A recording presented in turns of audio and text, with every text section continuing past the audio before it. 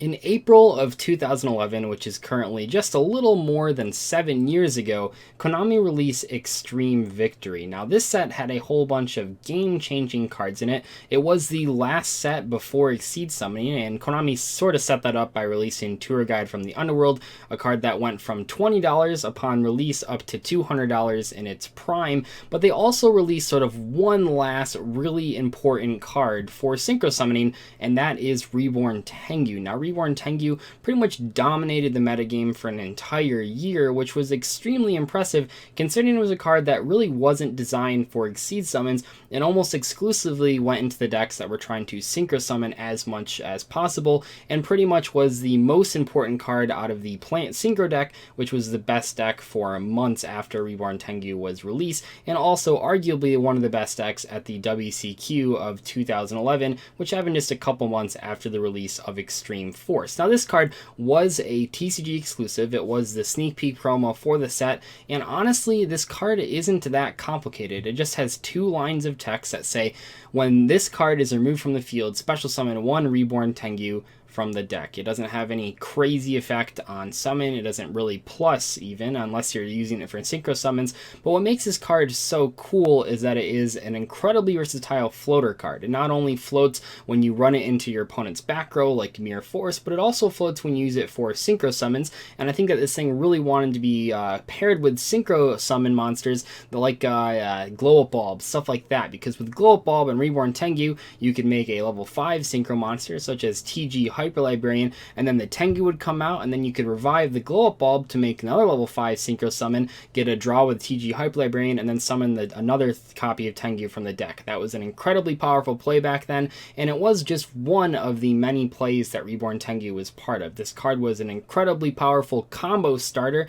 and pretty much anytime you could pair this card with a tuner monster, you could do a whole bunch of crazy things, especially considering the time frame of when this thing was released. Because even though there were fast formats back in the day, it wasn't really until Exceed Summoning when the game got totally out of control in terms of spamming 5 extra deck monsters outside of a couple decks. But Reborn Tengu really took the synchro strategy to the next level, which is pretty crazy considering that it was released in the last set where synchro summons were like the only extra deck summon mechanic besides fusion monsters.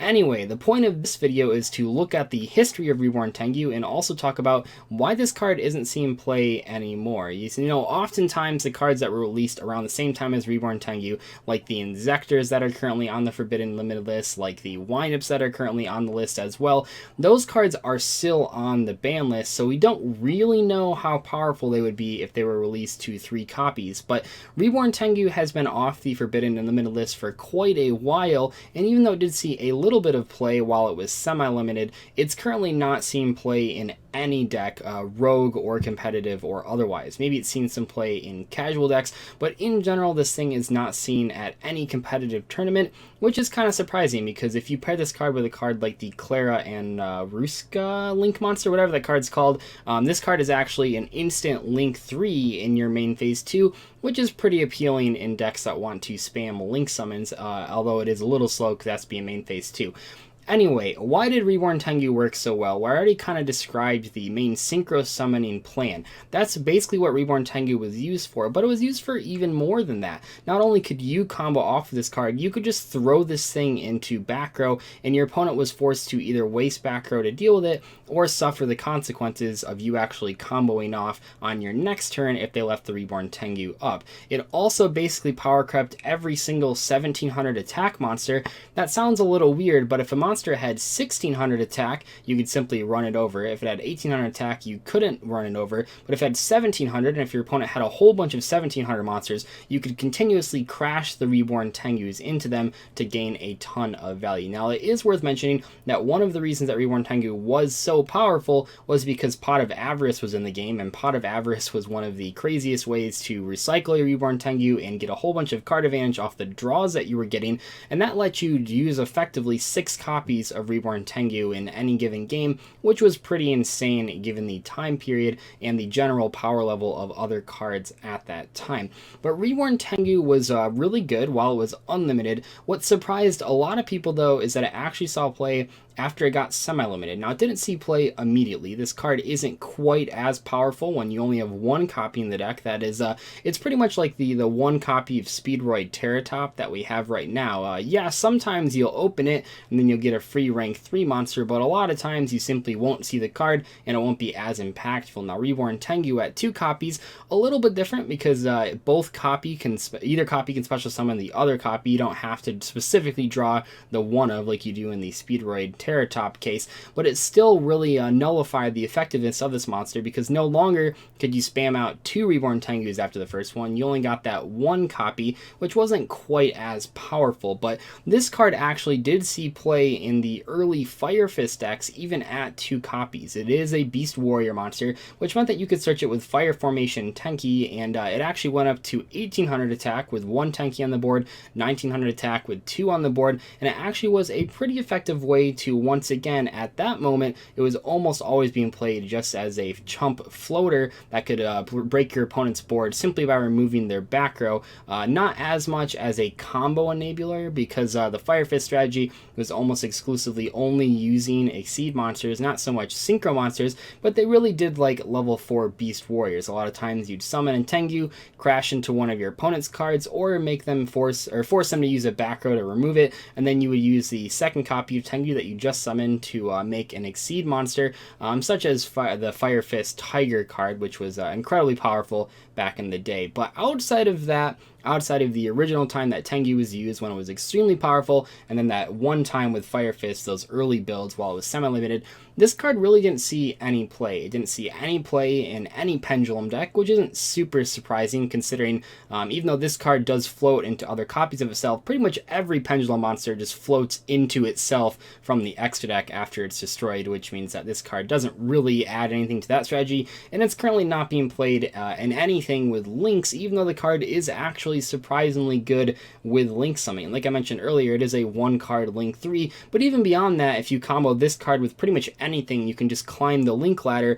very similar to the same thing that you would do with synchro summoning. Now, this card's effectiveness is sort of hindered by the fact that there isn't a link version of TG Hyper Librarian. One of the reasons that Reborn Tengu was so powerful was because you could get that Hyper Librarian on the board, and then you could keep synchro summoning and keep drawing cards. So not only were your synchro summons basically free because of the Tengu as your non-tuner monster, you were also getting draws in the process, which was pretty crazy. Now, we don't have something like that for links, which makes this card not quite as effective. But the real reasons that Tengu isn't being played are pretty much 2 things. First off, it's a normal summon. That doesn't sound maybe that bad to some people, but normal summons right now are incredibly important. We're actually in a format where there aren't too many big monster decks. A lot of decks really just use that one normal summon and maybe 1 or 2 special summons. If we think of decks like Trickstars and Sky Strikers and Guys, they don't have a lot of huge monsters. They just have like 1 medium-sized monster that they're summoning every turn, but that normal summon is incredibly important. I think of a card like Trickstar Candina.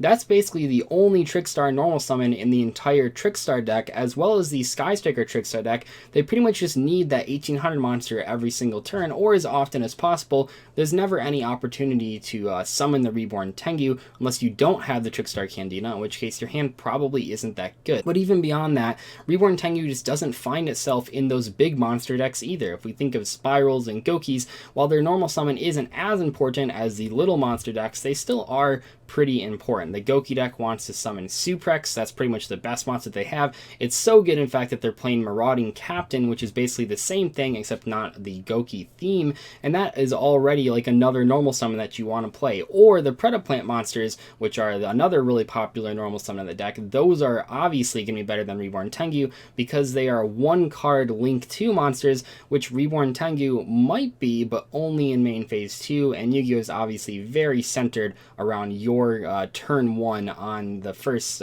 turn of the game. That's pretty important, so you can't really wait around for Reborn Tengu on main phase 2.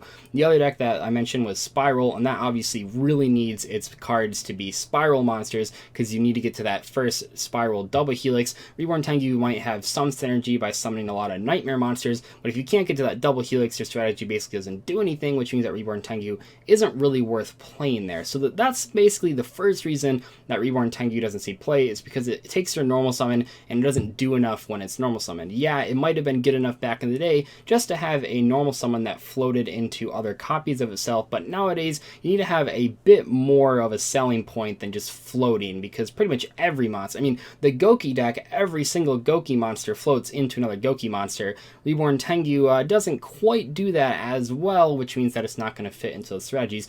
But the other problem with Reborn Tengu is that it is simply too risky to play a 3 of where every extra copy of the card is a Garnet. There certainly are Garnets out there in the game right now. I think TRICKSTAR Lilybell is a pretty good example of like one of the most powerful Garnets in the game right now, simply because it's not that bad to draw, but it certainly isn't the card you want to see in your opening hand.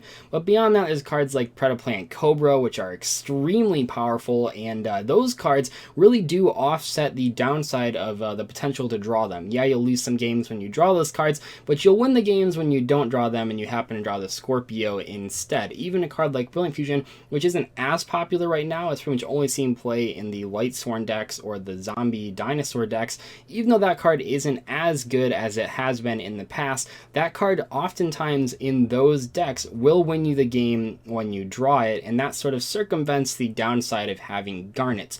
With Reborn Tengu, that simply isn't a factor. The card won't instantly win you the game when you draw it in pretty much any deck, no matter how crazy the card is. Not only does it take your normal summon and it has to be comboed with other cards, the card just simply doesn't do enough even when it goes off compared to a lot of other cards that have Garnets. Yeah, it might suck drawing 2 copies of Brilliant Fusion or 2 copies of PREDAPLANT Scorpio in your opening hand, but it doesn't actually hinder the value of the other copy in your hand.